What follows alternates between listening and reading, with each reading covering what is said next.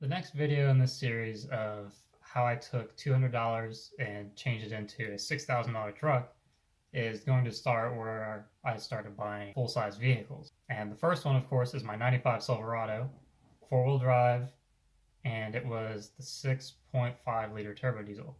This was a really big turning point in a lot of stuff that I did, and was a really big turning point in a lot of the automotive work that I started doing. This is the first car that I'd ever bought to fix up and work on. Everything else I've had up until now was something that was reliable, jump in and just drive every day, and if anything went wrong with it, it would just be taken to a shop, get fixed, get back on the road.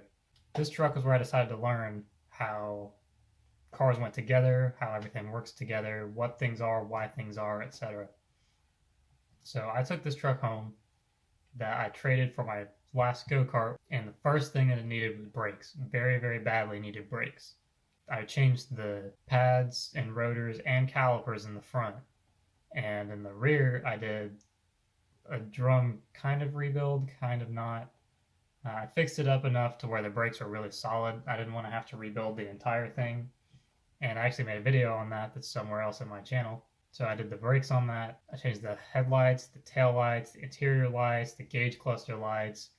I put a new radio in it, new speakers. I built a big sound system with a sponsorship from NVX Audio, actually. So this truck had been neglected. It was something that was taken care of for a long time, and then somebody just kind of beat the tar out of it, and then somewhere it got sold to me. I had to fix a lot of little things. The cab lights were cracked, the mirrors were cracked, the tires were bad, the headlights were bad, the taillights were bad, the floors were stained really, really nasty, and somebody had smoked in it that didn't own it. The truck did not smell like smoke at all, but there were ash burns on the seats and there were stains on the floor. And overall, it was a solid running truck, and I drove it quite a few places, and it just needed a lot of little things. And those are the best ones to buy to work on, to work up towards something else, are the ones that need little things. The truck wasn't overly rusty.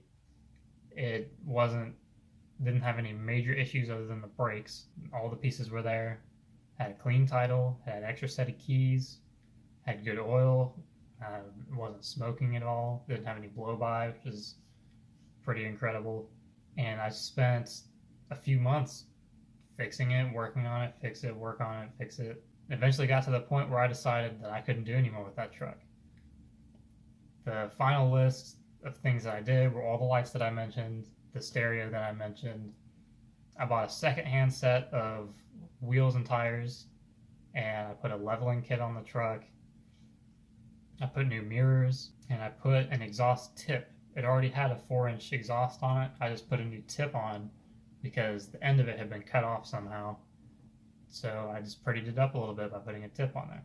I ended up turning around and I sold this truck, turned a little bit of a profit on it. I think I made $200 or $300 profit, which doesn't seem like a lot, but if you think about it, I had purchased the truck and I put a few $100s into the truck with repairs, and then a couple hundred here and there for just things that I wanted, like the sound system and some of the lights that I put on it. They were not factory replacements, like I did LED upgrades on a lot of things.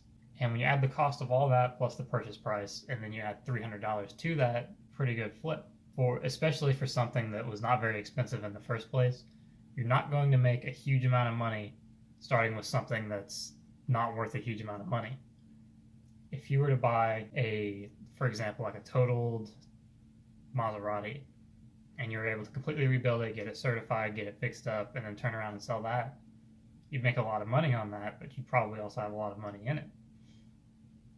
If you're buying an $800, $1,000, $1,200 car and expecting to make $3,000 off of it, you're probably not going to, because it's already not worth all that much money.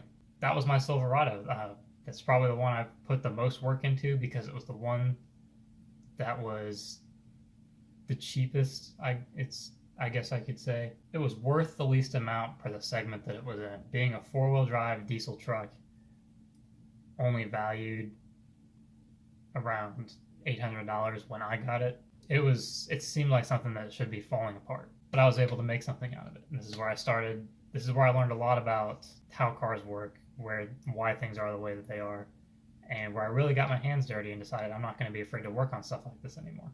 Anyways, that's going to wrap up this video. Thanks guys for watching.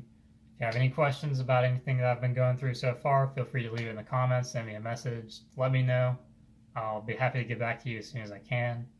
And this is something that I love to do. It's something that I'm still kind of doing every day, so I'm always still learning. Anyways, thank you guys for watching. Stay tuned for the next video.